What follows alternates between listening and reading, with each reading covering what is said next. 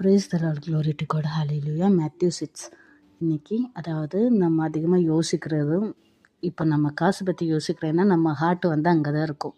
நம்ம எங்கே போனாலும் காசு காசுன்னு இருப்பாங்க. அந்த மாதிரி இருக்கக்கூடாது. நமக்கு ஃப்யூச்சர் என்னது? ஃப்யூச்சரில் 100க்கு மேலே நம்ம வாழாது கண்டிப்பாக. நம்ம ஃப்யூச்சர் வந்து நம்ம இருந்ததுக்கப்புறம் ஒரு ஃப்யூச்சர் இருக்குது.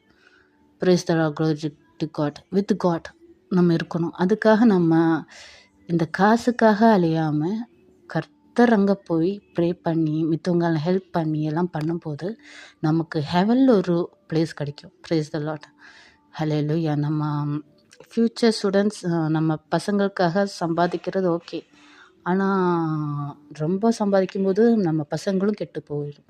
Praise the Lord, hallelujah. நமக்கு ஹார்ட் வந்து அதிகமாக கர்த்தர் அங்கே இருக்கணும். Praise the Lord.